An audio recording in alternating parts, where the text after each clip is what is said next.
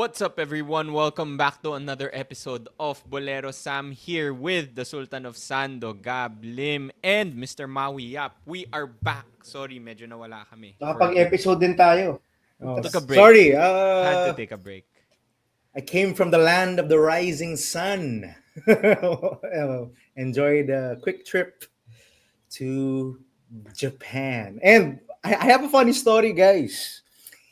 On our way home in the airport, taking ANA, not even Philippine Airlines or Cebu Pac or Air Asia.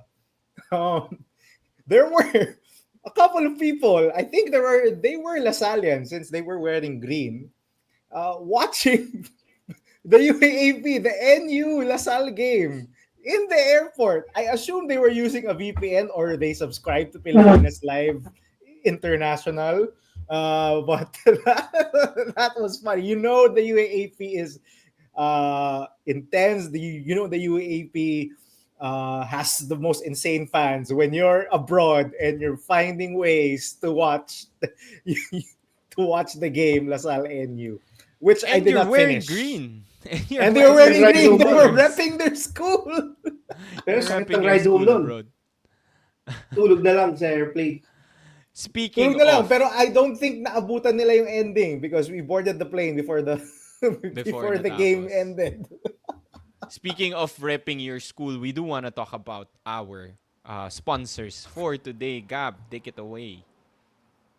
So this episode is brought to you by our friends from Varsity Lifestyle Co., the official licensed merchandise of the UAAP. And if you want to rep your UP Fighting Maroons because they just pulled off an insane victory over the UST Growling Tigers just a few moments ago, grab yourself some merch from Varsity Lifestyle Co. And you can get 10% off your order by using the code Boleros upon checkout.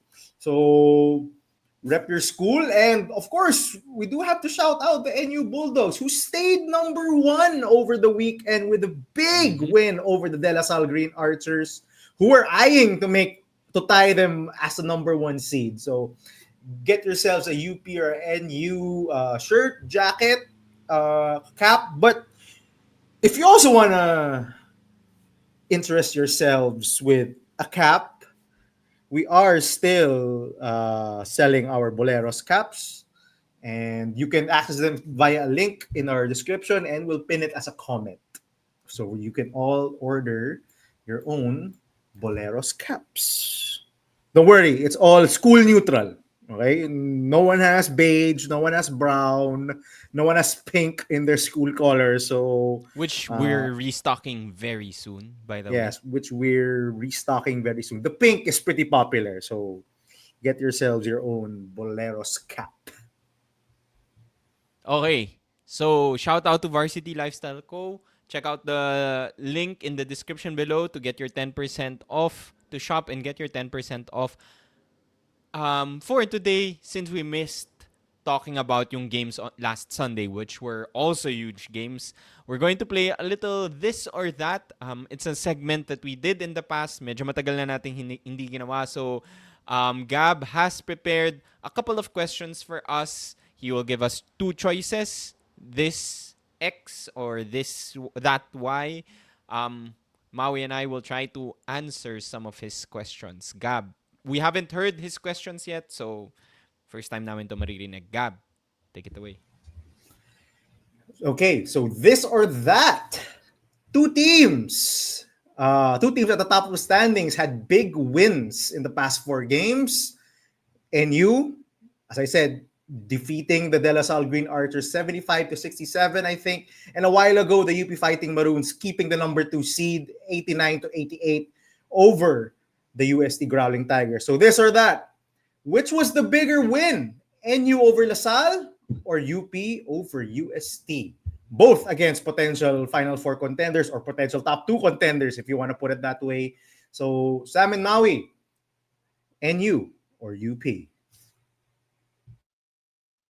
Ang hirap nun ah. Ang hirap nung first question mo, Gab. First Told you, I question pa told lang, you. ang hirap na, hindi ko din maisip agad Hirap. off the top of my head. Pero, ang hirap kasi we just watched that crazy UP game. We're recording right after, but I would say yung NU game was a bigger win. Wow. Okay. Did not expect that. Pero sige, you go ahead, Maui. Kasi if they lost that game, they'd be closer to everyone else. But with that win, they separate themselves for that twice to beat advantage. It doesn't matter if you get number one. It doesn't matter if you get number two. All that matters is you get that twice to beat advantage. And that win against Lasalle gave them some caution. They could lose some games. But if they lost that game against Lasalle, UP and Lasalle would have been so close to NU, which is why I think that game was more They would have crucial. been tied, actually, Maui, if they had lost to Lasalle. They would have been tied, a triple tie for first. In my mind, maybe that's what we fans wanted. A triple tie rin sa top. Because now we have a triple tie in the middle. But yeah, I think that win was without a doubt in my mind. Kasi at the end of the day, all that matters is that twice to beat advantage. Historically, teams go to the finals with that advantage. That's how big it is. That advantage. Very rarely do you see upsets from that 1 and 2 seed in the UAAP. Usually, when we see that upsets, that team goes on to win a championship, in my memory. So that win was so big for NU just because of how crazy the standings are. I mean, even in teams below, in the middle, could still reach NU, but with that win, that statement win, it's pretty hard to get to them at this moment. Sam? I'm surprised because I was going to swerve, I was going to pick NU. Maui, you made a good point, no? With NU, I guess, keeping themselves separated from the rest of the teams. But my point was going to be Jake Figueroa. He probably had his worst game. Scoring what, like Worst 6 scoring points? game, yeah. Worst scoring game, scoring like 5.6 points. But this game sort of proved to me that NU can still win without requiring or needing Jake Figueroa to be the top scorer, to be the leading scorer. I think if you talk about NU, they're always a good defensive team. I think number one defensive team na sila ngayon eh. So they've proven that. The question is yung offense din eh. Especially when it's Jake is not scoring for you, where is it coming from? And you know, guys like si Paul Francisco, grabe, has been crazy this season. I think he was the top scorer if I'm not mistaken. Si Steve Nash Even ang top Steve Nash, scorer. si Steve Nash ba? So even Steve Nash had his best game. So that's what I'm looking at for NU. Can NU score or get the win if Jake Figueroa is not having his best when it comes to the offensive end sa scoring? But defensively, this was also a really great defensive game for NU. Ang naalala ko, I think there was a point in the second quarter also na Jake wasn't there, si Palasielo also wasn't there, but they won those minutes. I think they played like Yes. five, I 6 think it minutes. was a lineup of Steve Nash, Paul Francisco, Francisco, and yeah, Mark I think he hit that Parks. three. Yun Yun. yung That won backcourt them the nila. game. Yeah. Yeah, Yung yeah. that run in the second quarter. And I think it was the defense and also yun nga, the 3-point shooting of the other guys. So that was huge for me. And you being able to prove that they can win in other ways, not just relying on Jake Figueroa. That's why I picked that. Pero it's hard. This is a hard question kasi UP UP is speaking at the right Gabriel time. I think asking the UP hard is questions. Oh, I think UP is speaking at the right time when we talk about getting ready for the final four or for the finals. You have to peak at the right time. I think UP, if you talk about for me the hottest team, I think it's UP. Also, the only team that has beaten NU so far. So I think that's very crucial for UP. So it's hard to argue. I think both wins were big, but I'll go with NU. I can't believe I'm the only one, the so-called UP hater, UP hater ka eh. picking the UP Fighting Maroons or the NU Bulldogs, if depending if you squint so hard at their players, no, you can see a bit of NU there. But yeah, si Mami. But coming back to Japan on fire, Gablim, yes. But yeah, I'm picking the UP Fighting Maroons. I can't believe you guys picked the NU. Or maybe it's just some recency bias, but I thought the win earlier was tremendous by the UP Fighting Maroons. Harold Alarcon channeling again his inner Kobe Bryant. Kobe And talaga eh, no? Kobe, those fadeaways, those were Kobe-esque. I don't know how else you could describe it. I'm a Lakers fan, so I've watched Kobe a lot during my youth. Youth na, siyempre matanda na ako. During my youth, I watched a lot of Kobe. Those were Kobe-esque shots.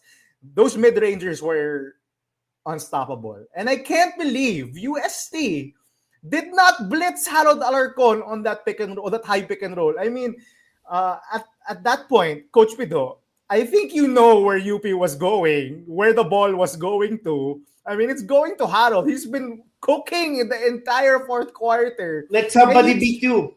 Yeah, Let somebody else beat you. Let somebody else beat you. Why are you allowing him to go one-on-one? He cooked Mark Limit the entire game, just getting to that spot on the right side of the floor, post up, body bump on Mark Limit, fade away. It happened like how many times? 3 or 4 times in the fourth quarter. And you let him get that same shot? What Yeah. the hell? That's a defensive lapse, in my opinion, by the UST coaching staff and by Coach Pedro Harenzo. At that point, you knew they were gonna go high pick and roll with Harold. Just trap the guy. If Remogat hits a shot from way out, who cares? If Noruka yung gets layup o yung overcall sa Kowe, who cares? Just let anyone else beat you but Harold. But I have to give a shout out to Harold. He was amazing. He definitely carried this team to victory today. You talked about NU separating themselves as the number one seed. UP got some separation. Now I think they're 7-3. Tama ba? And, Yeah, yeah. yung they're 7-3. So they're one game ahead of Lasalle, which is 6-4. I think that one game is pretty valuable. If you ask me, they could have Yeah, been tied. Lasalle fans were hoping matalo UP kanina. Of course. But Ateneo fans were hoping na manalo ang UP because we're fourth now. We're tied for fourth. but we'll Thank get you, to that UP. later. Thank you, UP. To that point, they avoided a triple tie for second. If UST had won that game, it would have been them, LaSalle and UP tied for second at 6-4. So it's the same for me if you're gonna argue that NU was the bigger win because of the standings implication that they separated themselves. I think UP deserves that too because they did separate themselves. A little bit of caution against LaSalle, yung for that twice to beat advantage at number 2. And it's tight. The standings right now are so tight. I do have to give a shout out also to the guy I shit on a lot, Mark Belmonte. He hit 2 big shots, both when UST took the lead. They took the lead, I think, at 77. Finally. Finally got his minutes. So I think USC took lead at 77-75. Correct me if I'm wrong. And he hit a 3 right after right after someone in UST hit another 3. I think it was Caballero who hit a 3 to give them the lead. Answered by Mark Belmonte,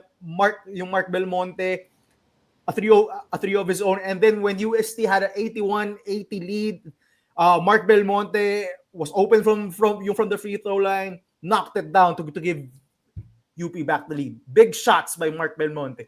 And I do have to give a shout out to Miguel Aniguez. I think the game turned a while ago because UP chose to go 5 out. They chose to go with Palanca and Aniguez, especially in that second quarter where they were down 15. The game turned when UP went quote unquote small, spread the floor out, 5 shooters, make Colin Sokoe garden space, which he was not comfortable doing because Eniguez got got a lot of open looks, and I think he answered the call. Three threes, all big.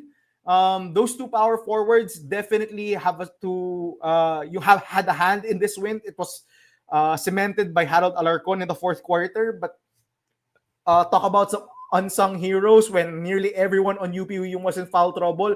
Sean Alter got 4 fouls in 7 minutes. Gani Stevens, you fouled out.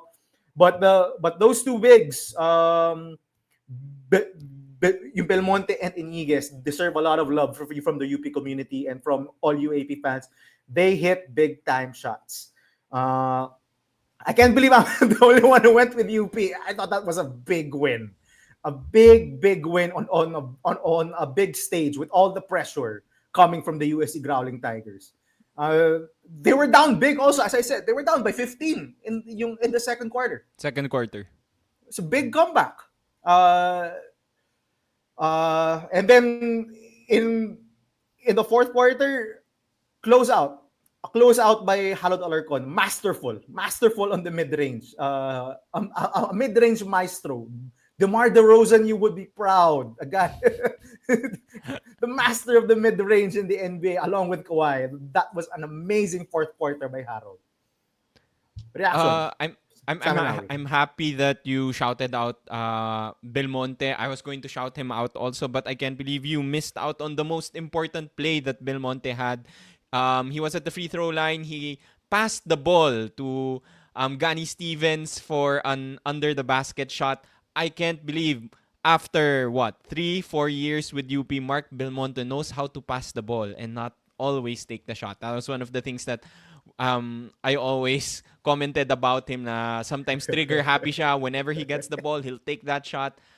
Shout out to Mark Belmonte for hitting Gani Stevens under the basket with that pass. So definitely one of the heroes for UP in this game. I think one of the things that's also worth mentioning, although Harold Alarcon willed the team or led this team to the win, I think you can say it's one of those rare moments when Harold and Remogat had actually pretty good games. So I think that's something to look forward to for UP fans na pwede naman, kaya naman pala magkaroon ng good games pareho. Hindi naman pala kailangan mag-take turns ng good and bad games, no? But it's now happened twice though, Sammy, out of 9 games. So once in a blue moon. Once in a blue moon. But yeah, so I think that's also a big win, big takeaway from that game. Also, just UP getting back on UST after losing their first game in the first round against UST. At least it's a confidence builder for you. Kasi nung second quarter, Gab, you talked about it. When they were down 15 points, it was starting to look a lot like yung first game nila where UST just bulldozed them with Colin Sokoe and I was worried. I was worried for UP. So buti na lang they were able to bounce back. I think nung end of the second and then I was also worried then, Sammy, because Collins had not imposed his will yet. When they built that big, it was mostly just Fortsky. Fortsky just dropping dimes left and right. The magic of Fortsky. I do remember he had this.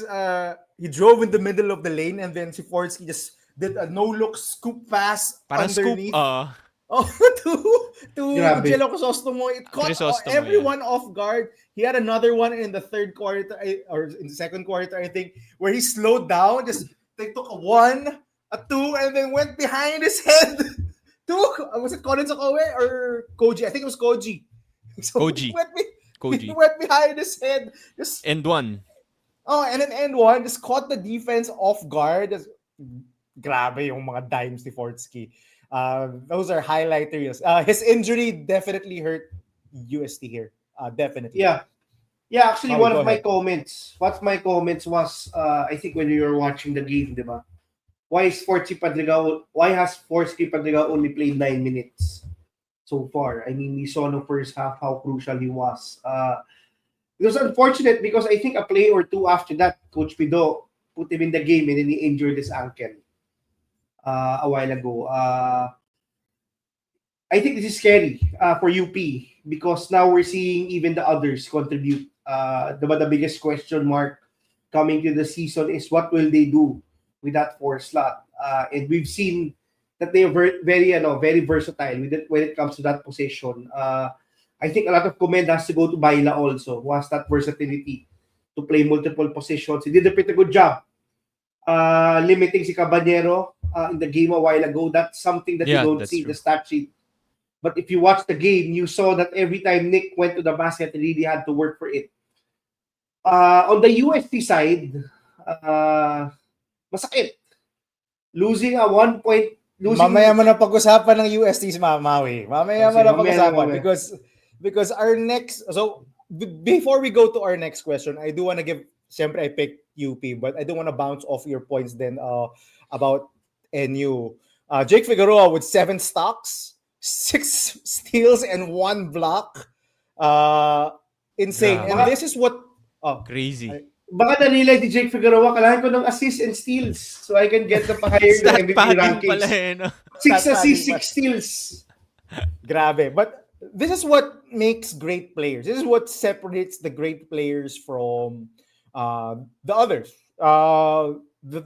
The field, if you will. Even when you're not scoring, you're doing everything else to help your team win. Jake Figueroa did everything else to help his team win. Rebounding, setting up his teammates. That run in the fourth quarter, I do recall he had a couple of assists. One was to Steve Nash Enriquez in the corner. The other one was to Paul Francisco on the layup. He had a couple of steals also. He was everywhere. Again, he's really establishing himself as the MVP favorite. And I hope he doesn't lose out on it just because of such a purely statistical points. Because I really think he deserved it. He deserves it this season. I think NU was luck for the most part. Being that they've gone past UP and Lasalle already, they're not gonna face those teams. I think the twice to beat is secured for NU, and I don't want to say I'm jinxing it because NU is back, and then you ma-jinx ko na naman. Yari ka gab sa NU Yeah, fans, sa NU but listeners. but I do think they have locked up a twice to beat advantage, and I think Jake Figueroa deserves all his flowers. And as you said, Sammy, they did not need a big game from Jake Figueroa because the others contributed. Steve Nash Enriquez was on fire from 3. Paul Francisco was on fire. Mark Parks contributed off the bench. Galing. This is something that we've always harped on with NU. How are they going to generate offense when Jake Figueroa is not there? And they did, especially in that second quarter, as you said, Sammy. And I do have to say they shot 50% from 3. Lasalle was playing zone for majority of this game. They were daring NU to shoot, and NU answered the call, knocking down their 3. So a big win also for NU. Although I picked UP, I think their win was bigger. But I'm not mad at your NU picks. Okay, let's go, Maui. Ito, yung pwede mo na pag-usapan ng UST. We had 2 teams on the opposite side of those games losing. And they can both point to their free throws because UST missed like what, 24 or 25 free throws. LaSalle missed 16 free throws. Both teams choked at the free throw line. So my question to you, this or that, the more painful loss, LaSalle or UST? Maui, go ahead. Nakamute ka, You're on Mau. mute, Mau. You're on mute. No-brainer to. Mute You're pa still rin? on mute. Yeah, there you go. There you Yeah, go. yeah. Okay na, okay na. Hello? Yeah, hello. I think it has to be UST in my mind. I don't know if it's recency bias, but it's been an ongoing issue naman for Lasalle. I mean, they have had to play through it. They know that si Phillips will not shoot good free throws. I mean, UST also knows maybe for Akowe. But I think the magnitude of the loss is bigger for UST. Losing 4 straight in this very tight UAAP standings is a no-brainer.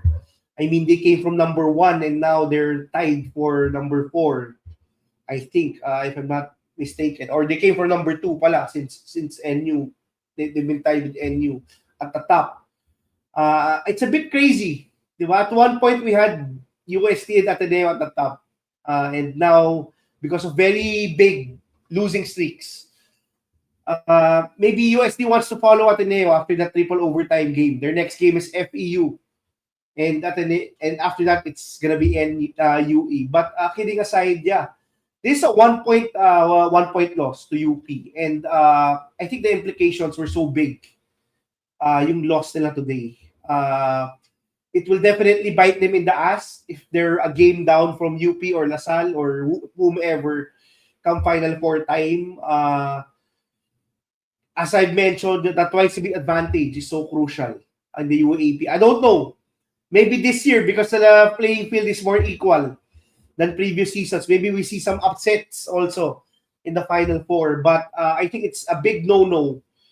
Big no-no that UST, not just Akoe, struggled from the line. You could even argue si Akoe was the one hitting the free throws when it mattered the most, di ba?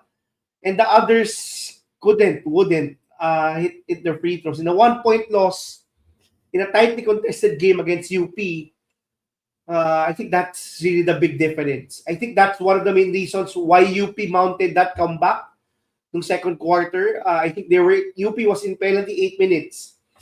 UST was getting to the line so much, but they couldn't hit free throws. So despite maybe still being able to generate offense, they weren't able to make their freebies, and that at the end of the day led to a huge UP comeback, and that led to a 1-point loss. 25 free throws, 24 free throws. That many free throws in a game is many already, and you miss that many. Getting 24 free throws in a game is so many. Diba? I think UP shot 19 free throws, and they missed 24 free throws. That's how big that was. So I think UST, that was a bigger loss of morale also for this UST team who's struggling at the moment. Sammy, Lasalle or UST? Yeah, no brainer for me. This is UST. Bigger loss for UST.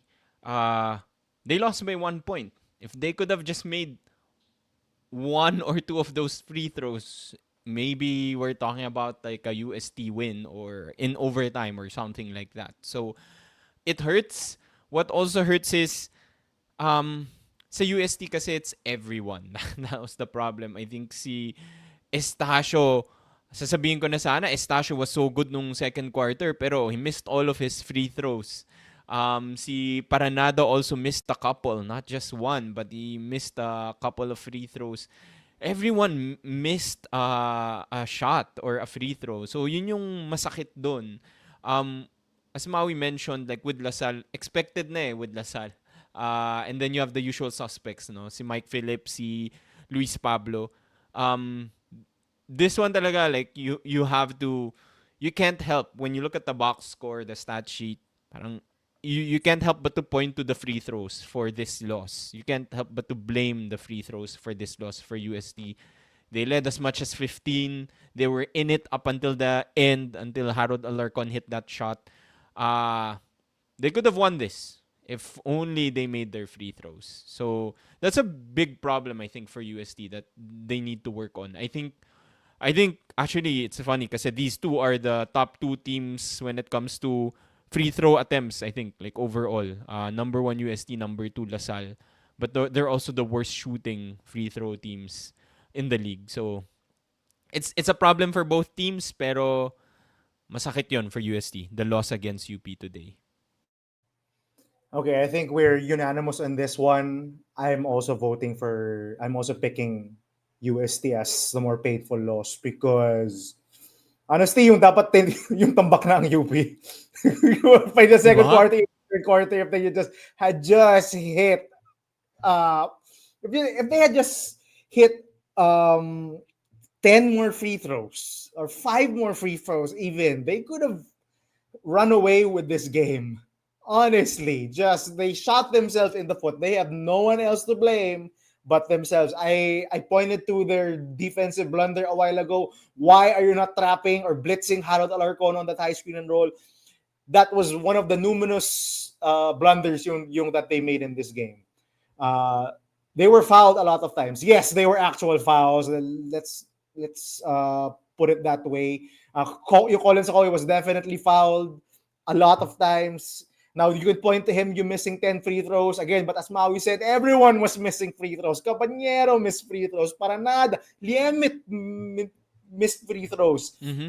Everyone was freaking missing their free throws. Kahit yung reliables. Except Asido.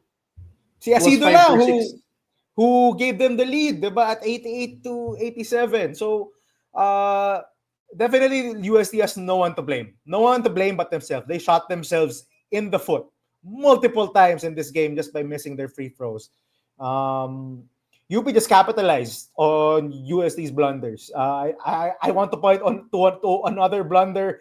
Ivan Callum, why are you not giving the ball to Nick Cabanero when he was asking for it? That was so funny. And then, Madadoghouse to ilang games. Wala timeout. And Coach Pito was livid on the sidelines. And he just called Paranada agad. Sabi ko, pasok ka doon. He was mad at Ivan Callum. Why are you taking it one-on-one and then leading to a turnover? I think even the assistant coaches, si Joe Lastimosa and Japs Gowan gave him an earful. Oh, definitely. I mean, at that point, yes, you have to set up Nick. With Fortsky not there and Paranada not on the floor, you are trying to go one-on-one? Come on, Ivan Callum. Yeah, sayang. UST definitely had this game. They could have been tied for second with UP and Lasalle, but instead, they're now tied for fourth. A triple tie for fourth. Crazy. A triple tie for fourth with Adamson and Ateneo, who somehow, despite the 5-game losing streak, is still in the race for the Final Four. What? Maui, you're on mute. UST. Diba? Yeah. Yep. So, but I do want to discuss more about the Lasalle loss because free throws also did them in this game. I point to the fourth quarter where they could have cut the lead to 2 or 3 points if they had just made their free throws. I think they missed 6 or 7 in total in the fourth quarter. And I think it was a 6-point game and they had missed a total of 4 free throws early in the fourth. They could have cut down the lead to 2. There was a point also, I think it was 63-56, and they had missed a total of 5 free throws to that point in the fourth quarter alone. They could have been within 1 possession of NU if they had just made their free throws. They were missing such crucial free throws. And to Lasalle fans, di ko alam kung sanay na kayo or you're just hand in your face and you're just so disappointed because every time and in nearly every loss, free throws are doing them in. Very disappointing loss for Lasalle. I thought that game was pretty winnable. The tide turned, in my opinion, when Boris Marasigan got ejected. Because I think it was only a 2-point game. That was in the second. Yeah, in the second quarter, I think it was 36-34. Correct me if I'm wrong. And then Boris Marasigan gave Omar Jan the shot. And I have to say, Omar Jan, I think you're the biggest baller of these 4 games because you did the Mick Penisi and it fucking worked. I think you all got that. He got the shot from Boris Marasigan, stared at the ref, and then okay, I'm gonna fall down. I don't know if it was just a delayed reaction from him, but he definitely took a moment to look at the ref, whether the ref saw it, and then he acted. He's the biggest baller just by that, man. And it resulted in a Boris Marasigan suspension. Now, I know LaSalle fans are angry. You don't have any right to be angry. That's all Boris' fault, to be honest. He put himself into that position. Yeah. He definitely gave an elbow or a forearm to Omar John's chest. Omar John sold it pretty well. Well, not pretty well. I mean, so from the replay, after the fact. Halata tumingin mo rin siya bago siya nahulog. But Omar John got him. Omar John got Lasalle. He got Boris. Boris is now suspended for 1 game. But yeah, the tide turned after that. I think NU went on a run to put the lead up to 48 to 37, I think, at that point. So that's when the game turned. And Lasalle, with the missed free throw, just couldn't get back from that deficit. Your thoughts on the Lasalle NU game before we move on to our next question, Maui-san? Yeah, I think it's super frustrating. Diba, when you're down big and you're finally mounting a comeback and then the free throws will be the ones that will hunt you. I think that's been the case for Lasalle. Even maybe you can look back, even yung 30-point game nila, 30-point deficit nila against Ateneo. Maybe if they hit more free throws, they would have completed that comeback. I hope si Renan Netwala will be able to fix this. Probably in the off-season. I see a lot of people blaming Coach Renren, but he came in pretty late in this season, I think. Mhm. It takes time to fix this. Don't worry, guys. Wala na si Mike Phillips next year, but that's a bigger minus at the end of the day. But yeah, it's really frustrating to be a Lasalle fan. These free throws. Kasi there's a reason why in basketball it's called free throws, di ba? And it's turned into a disadvantage. Teams just want to foul you rather than defend you cleanly.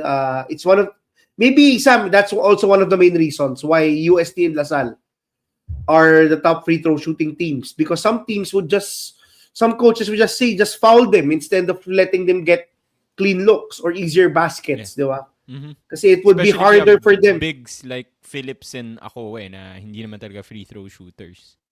Yeah, I think it's no coincidence that these teams are the top two free throw shooting teams in terms of attempts. I'm sure that coaches have exploited this weakness. They sometimes just want bodies. Diba? Like Alter, he played 7 minutes and had 4 fouls in the game a while ago. So I think that's no coincidence. And I think these two teams, if they want to be the champion, this is something that they have to fix. I would probably give Mike and Akowe the pass, but the others have to hit their free throws at a consistent rate. I think you cannot be like Mike and Collins. It will be pretty hard to win games. That's how level the playing field is now in the UAAP. Just a few free throws can cost you a game, and I think that was again evident during these past few games. Yeah, you mentioned Boris Marasigan. Even I was talking to my Lasal friends. Very frustrating very frustrated sila with Boris Marasigan. He's a crucial part of this team and they're already missing out on 2 of their starters. He has to be able to control his emotions. Alam naman natin, very passionate etong si Boris Marasigan. When he gets hot, he likes to taunt people. Medyo mabilis din mapikon. And to I add to know, that Omar John, To put frustration, it kindly, his only basket Very- of the game yung was a highlight. Remember that? He spun on Jolo Manansala, then went up and under to the opposite side of the basket. That was sa an kabila. incredible shot. So he had the highlight of the game until he had the low light of the game. Exactly. So he's going to miss the game against Ateneo, and that's going to be a huge game for them. Ateneo won against UE, almost lost, but still, this is a rivalry game. Lasalle needs everybody there, every able body there. So, huge loss for them that Boris gets suspended for 1 game against Ateneo.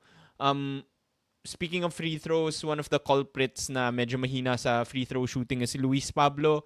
I think that's the one facet of his game that he needs to work on. Also the 3-point shooting, but he's been really good ever since Mason Amos got injured. He has stepped up, and I've been impressed with Luis Pablo, especially yung fight niya, yung hustle niya with rebounding. Marami siyang mga putback plays din. I think he's making the most of his opportunity with Lasalle, especially since Mason got injured. So I think he deserves to be he deserves a shout out. I think he's been I think underrated for this Lasalle team. yeah, Sam, I think both him and Abadam deserves some credit. I think both of them have been the most consistent ones. To a certain degree, maybe si Makalalag din Makalalag, yeah. in some of the games when they won. But I think si Abadam has really been more aggressive. And I think it bolsters his chances for a pro contract also. So lucky for him that he's taking advantage of the opportunity. Okay, let's move on to our next question. So we had two teams who are in the bottom half of the standings get big wins in these past 2 game days. The FEU Tamaraws won in overtime against the Adamson Soaring Falcons, 73-70. And the Ateneo Blue Eagles finally ending their losing streak, almost extending it to 6 games. But they pull off the win against the UE Red Warriors. Is Ateneo back? The joke lang. We're not saying it. They're not back. They're not back. No, we're Lagot not ka sa saying it. Ateneo fans ka. No. They're not. They're definitely not back. But yeah, my question is, what was the more convincing win?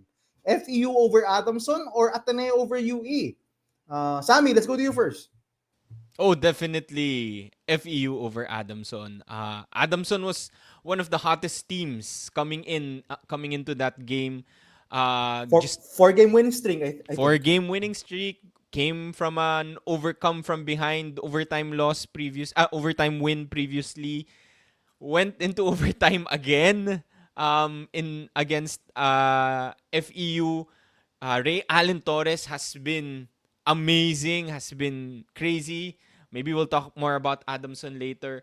But FEU closing out the game in overtime, and I think that was it parang ito talaga yung big what if sa akin itong FEU, because they can show that they can beat good teams. It's just, imagine if they had VJ Pre, how good would this team be with that guy? Because Mongkopa has been solid. He gets better and better every time. Hindi na nga daw siya Mongkopa delivered underrated. that win, Sammy. I thought he was all over the place. Hindi na nga daw siya underrated, di ba? Kasi you expect a lot from him now.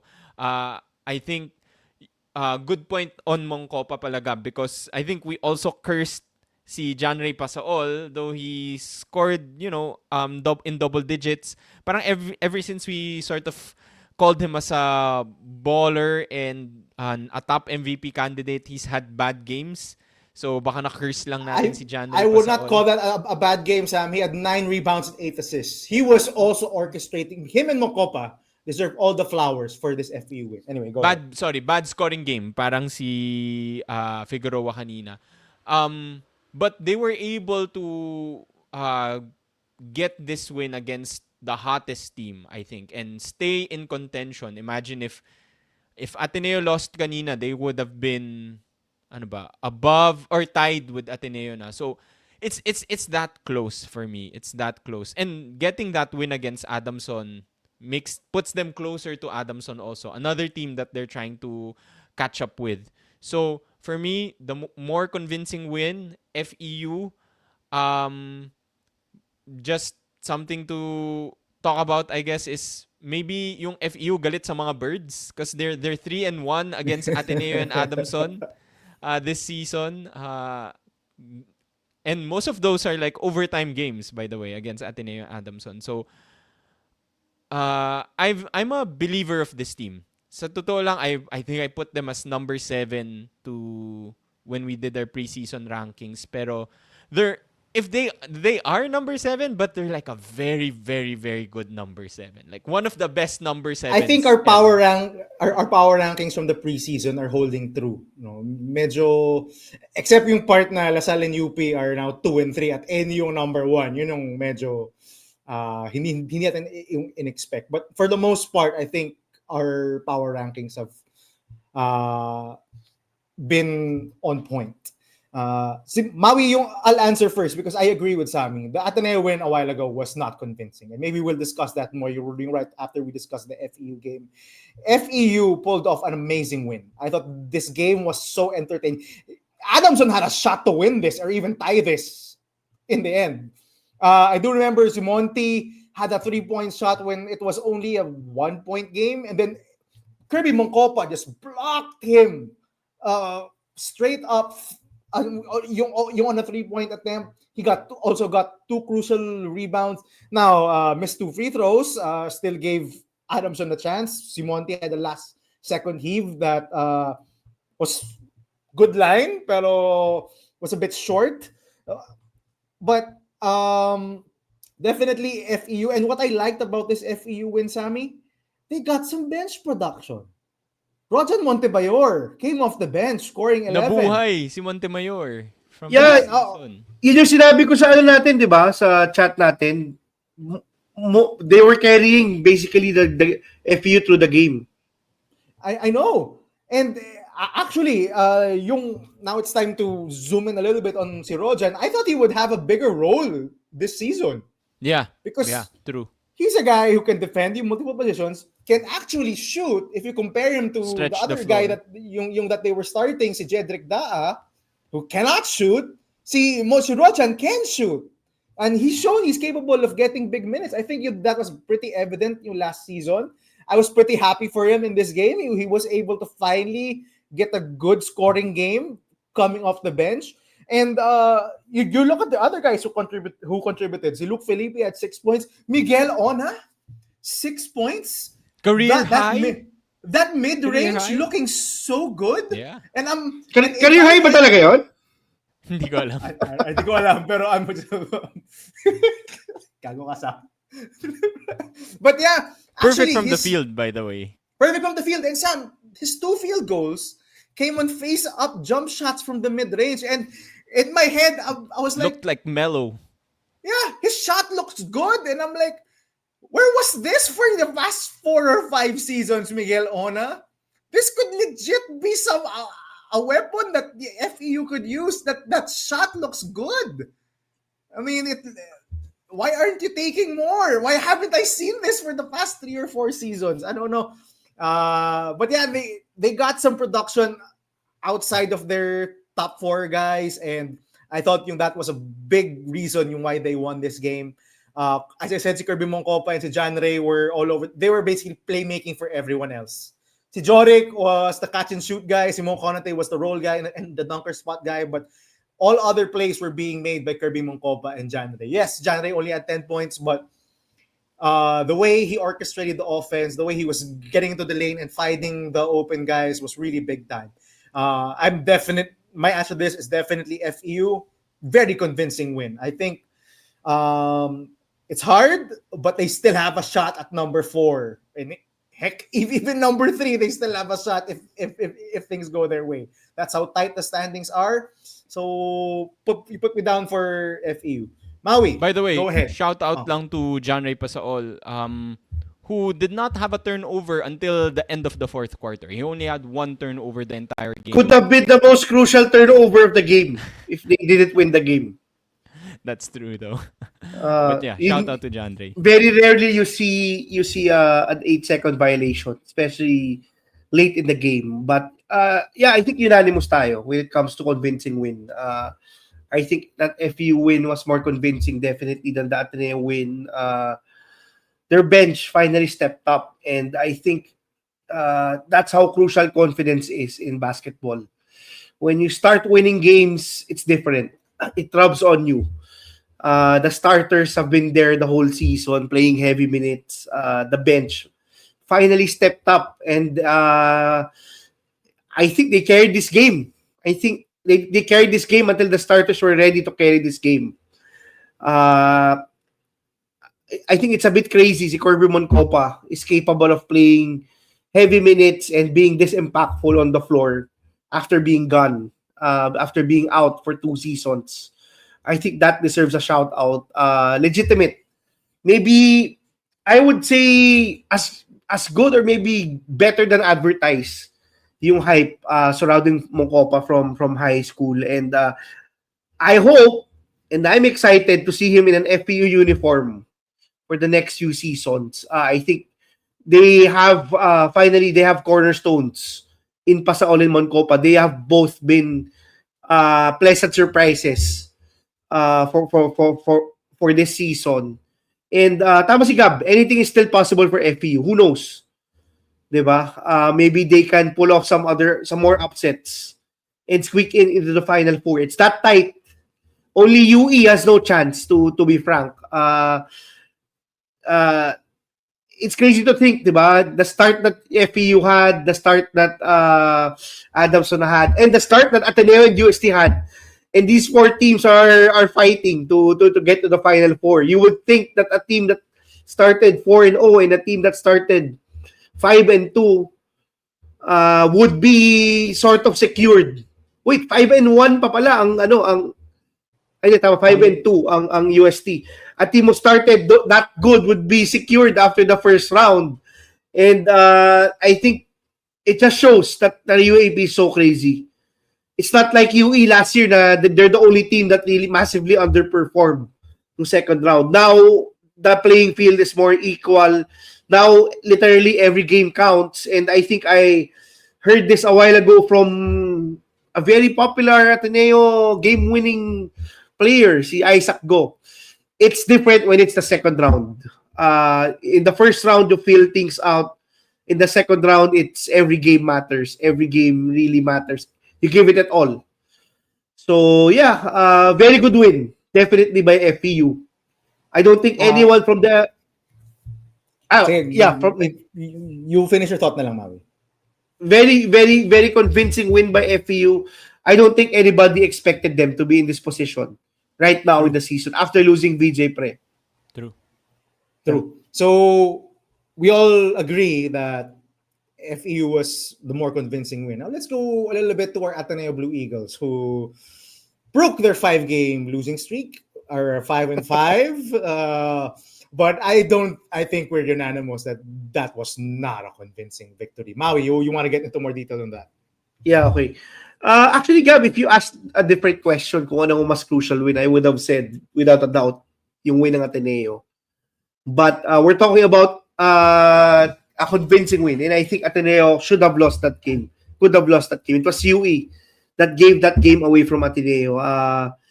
Ateneo was really struggling to end the third quarter. I think UE stretched the lead to 11 at one point and carried that over to the fourth quarter. Even a player like Jared Bahay, who's usually composed, who's usually the leader of the team, was so frustrated at that time that he was making boneheaded plays left and right. I think that sums up how was benched in the fourth quarter, Maui. Was not reinserted at all. Was benched and doghoused in basketball terms in the fourth quarter. And I think huge credit goes to Divine Adili for really carrying us during that run, during the third and fourth quarter. This man did not look injured at all during the game a while ago. I'm sure it's not 100%. From the reports we've received, he will not be 100%. But what a way to reintroduce yourself to the league after being out for 3 big games from Ateneo.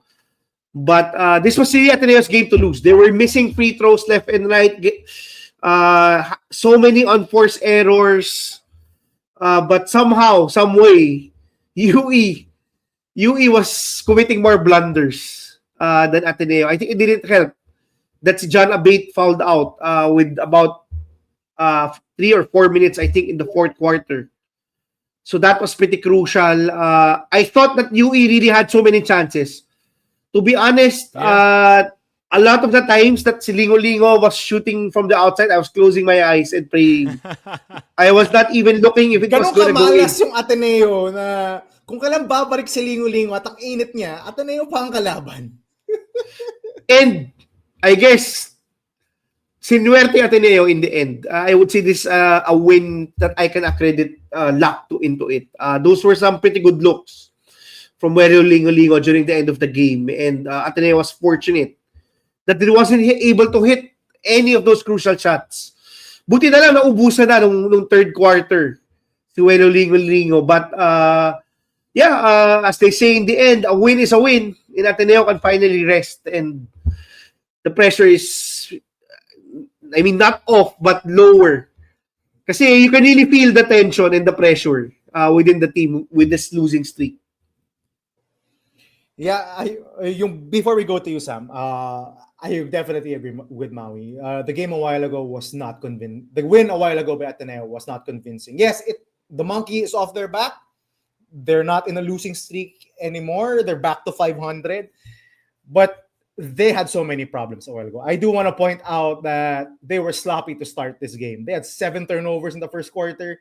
I think they had 9 or 10 in the first half. They were sloppy. They were not on point. I I want to attribute it to Russ, but every team had 1 week off, so that's not an excuse.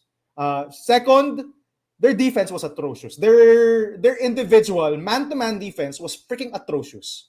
How many times are you gonna allow the UE guards, the UE perimeter players, to touch the paint off drives? How many times? Like at some point, move your feet, get in front of your man. Don't allow them to get to the paint at will. That was what was happening in the first half. Uh, UE was not doing anything special. They were just really attacking individual defenders and getting to the basket. Like, come on. And when you're broken down that easily, you force help. You you is able to give it to Precious Mama Way where he's uncontested. At some point, man, you gotta move your feet and stay in front of the person you're guarding. Uh, Drew Bongo, you're known as a defender. I mean, you can barely shoot. At some point, you're there for defense. Maybe try to defend. Same thing with si Ian, si Waki, Espina. They were getting broken down over and over again in that first half. It was so disappointing their defensive effort.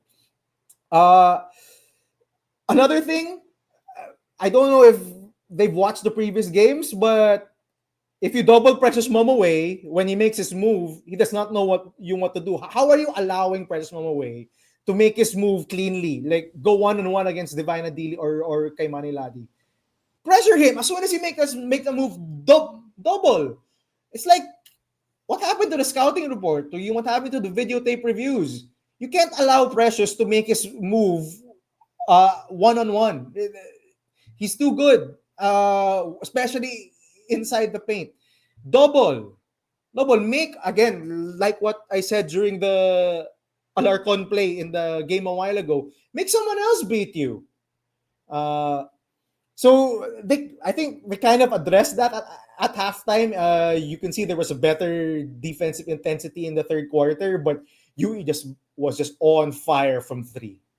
And again, they were getting broken down yung defensively and leading to wide open threes. That can't happen. That was not a convincing win. They were lucky that Divine Adili yung bailed them out multiple times in the fourth quarter. Even hit 2 free throws to give them the 2-point lead. And I think a very crucial yung defensive play. I think it was given to Momaway and at a point blank shot. Divine Adili just went straight up. You forced a miss. Divine Adili, what a way to come back. And let me just point out, Divine Adili was getting a ton of shit from Ateneans mostly after I think his last game against UST, and when he was injured, that si Divine Adili yung does not know how to shoot inside the paint, he does not know yung how to defend, he's a bust, ganun. Bro, this guy has been playing hurt since game 1. Diba? We were, all three of us were there in UST QPAV. He couldn't walk straight. Diba? He was barely running against Mo Konate in game 1 against FEU. This guy has been battling it out. You saw the potential of Divine Adili here. When he's not fouling so much, he can be pretty effective as a rebounder and as a guy who can score inside the paint. And I'm pretty happy that he's back. As I said, it's better for kay Maniladi that they have another center that they can turn towards and avoid playing kay Maniladi for long stretches or for majority of the game at center. He was clearly more comfortable in this game. As shown, he finally shot a good percentage, a decent percentage from the field. I think after 5 games of shooting sub 30% or something like that, he's fine. I think he was 7 of 16. So I take that. hit 2 out of 5 threes, and I think so. He's definitely you more comfortable as a power forward rather than banging with the bigs of opposing teams. So that's big time. One other thing, the third other thing, why I'm not convinced, Jared Bahay does not look the same. You mentioned his temper boy antics at the end of the third quarter. He doesn't want to take shots. Yeah, he was a temper boy. He was angry, but he does not want to take shots. I mean, you watch him. He's clearly passing up shots. I mean, I think he had an open three, which he passed back to Ian Espinosa. Espinosa eventually yung hit the three, but this is not the same Jared Bahay that we watched in the first 6 games since he got injured against UST. Right? He's not the same. He's passing up shots. He just wants to play make or wants to be a decoy. At some point, teams are gonna try to make him shoot because he's clearly not comfortable with his shoulder. It's clearly in his head. He's mishandling the ball at times. It's 3 clearly turnovers in Yep. 12 minutes. Very unlike him. 3 turnovers and only 3 assists. That's not Jared Bay's game, and only taking 3 shots. I'm not sure Ateneo can go far if Jared Bay continues to play like this. And their remaining games are against Lasalle, UP, Adamson, and UST. UST, yeah. That's a gauntlet in itself. For those Ateneans who are having hope, I would check that hope. I'm not so sure that they can pull off wins against those 4 teams with the way they played a while ago. Despite having Divine Adili back, I thought they displayed a ton of problems, especially defensively, and that's my concern. If you can't defend and your offense is hot and cold, you're not going anywhere. Sammy. Yeah, I mean, I think you guys talked about it already, but basically we were talking before the game started. This is going to be the biggest game of Ateneo's season kasi it's really going to be do or die. If they lost to UE, talagang wala na. Medyo malabo na. They can't beat UE. So fortunately, tama naman si Maui, it's probably their biggest win so far because it keeps them afloat and close to the Final Four, in Final Four contention.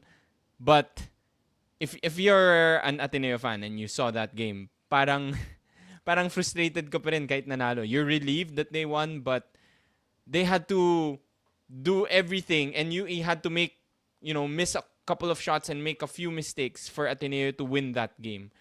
And as you mentioned, Gab, the next few games, they're not going to be against teams at the bottom. The next game is against Lasalle this Sunday. Is Divine Adili going to play? Yun yung isa pang question lagi natin because we never know when That's Divine gonna be a Adili is game-to-game going to thing. Exactly. So they won today, but definitely not convincing, especially with the injuries to Divine and to JB, Jared Bahay. Yeah. Siguro to end, and we're past an hour na. I did prepare one other this or that. So, this or that. The biggest defensive X factor the past 4 games. Mark Parks or Waki Espina. Both leading their teams to win. Sammy, you go first. I'm going with Mark Parks because I've seen it from him almost the entire season, even during the preseason. There's a reason why NU is the number 1 defensive team. Coach Jeff Napa is a defensive coach. They have Omar John back. But I think Mark Parks has been a revelation on top of like sina Francisco. And I think Mark Parks really needs to step up, especially with Jello Santiago being suspended for 5 games. He's the next man up, literally. So I think he's going to be he's going to play a huge role for NU this second round. That was a good start for Mark Parks, I think, against Lasalle. Waki I think Espina, I loved his performance kanina, but I'll go with Mark Parks. before you go to Waki, I think that was the best I've seen a player defend Jacob Cortez. the entire season. And he Mark was your Parks was underrated player of the preseason or something like that. I know oh pinili mo siya he was one of my ballers of something the preseason ballers because pala yan. he definitely found a role with NU because he's their defensive stopper along with Paul Francisco and Jello Santiago, but it's mostly si Mark Parks. And he's become a pretty good corner shooter. I think he's hit since the UP game, he's hit around 4 to 5 corner threes. And if we can hit that efficiently, I think he'll find more floor time, find more minutes, especially with Jello Santiago out for the rest of the second round. But yeah, I think he took Jacob Cortez completely out of his game in that fourth quarter. Yes, Jacob Cortez was still efficient, but he was definitely missing more and having difficulty getting to his spots. We all talk about in Jacob Cortez, he will get to his spots one way or another, but Mark Parks made it so difficult for him. He was not falling for the change of pace step that Jacob was doing. He was not falling for those shot fakes, jab steps, or crossovers. Disciplined defense. I think that was the best I've seen a player defend Jacob this season. Shout out to Mark Parks. Making Kuya Ma- proud. Making Kuya proud, definitely. Maui, your answer to our last question. Ang kulit no? Kasi si Bobby Ray Parks was known as a scoring machine, and now si Bobby Mark Parks, or even yung ba name niya, I think si Mark Parks is known for his defensive tenacity. And yeah, I think he deserves a lot of credit for, especially in the second half, the defense on Jacob Cortez. Ang ganda rin kasi no size ni Parks, and maybe this is his way to catapult himself into becoming a pro. If you were to ask me, I would probably say si Parks was more crucial this weekend. Kasi Waki Espina is up and down, and I think it's why si Escobar pa rin is the one that's the main defender of the best player from the other team. I think Espina has a lot of potential based on his size and length, but there are certain times, I think this is also one of the main reasons why he was quote-unquote doghouse nung first round. There are certain times that he struggles also on the defensive end. But I think he has more offensive versatility and offensive upside definitely than Mark Parks. We've seen Espina save Ateneo from in games where we need baskets. Maraming set plays ang Ateneo for Waki Espina. Even mid-range shots of print downs. But definitely when it comes to defense, si Mark Parks, because he's known for that. That's his calling card. That's his main reason why he's getting playing time. I think si Espina is getting playing time also because of his outside shooting. Not just because of his defensive acumen. It's Escobar is still the main defender, believe it or not, sa Ateneo. And I think it's a luxury for NU also, having so many POA defenders, as they say. Francisco, even si Figueroa, even si the one suspended, Jello Santiago, are very good defenders. But Mark Parks really did a good job covering for that suspension. And for that alone, I think he gets a lot of playing time the rest of the first round. The second round. Okay, so my pick was also si Mark Parks, but I do want to, as I said earlier, but I do want to give a shout out to Waki. I don't think Ateneo would have won earlier if not for the defensive intensity of Waki Espina. He was Kita mo yung potential niya eh. Yep. Kita mo yung potential eh. He was only credited with 1 steal and 1 block, but I thought he had multiple deflections. I think he contested a shot by John Abate, and he blocked a shot by, it was either si Lingo or si Abate when the game was close. Mm-hmm. I thought Ateneo would not have won the game earlier if not for Waki Espina. Again, these two guys both scored only 7 points in their respective games, but I think their impact were their impacts were definitely felt on the defensive end of the floor and goes beyond the stat sheet. So shout out to both of those guys. But that's it. Thank you so much for participating and listening to this or that.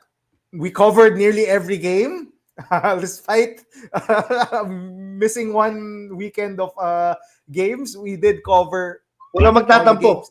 Oh, wala nang katampo. Pinag-usapan namin lahat, ha? Pinag-usapan namin lahat. Okay? So, kailangan din namin ng bakasyon. So, and with that, thank you all so much for watching. And remember to like, comment, and subscribe. We'll probably be there during the Ateneo Lasalle game or one of these weekend games. Let's see. There are a lot of things going on family-wise for us, but we'll try to be there. All right. See ya. Bye-bye. Bye bye.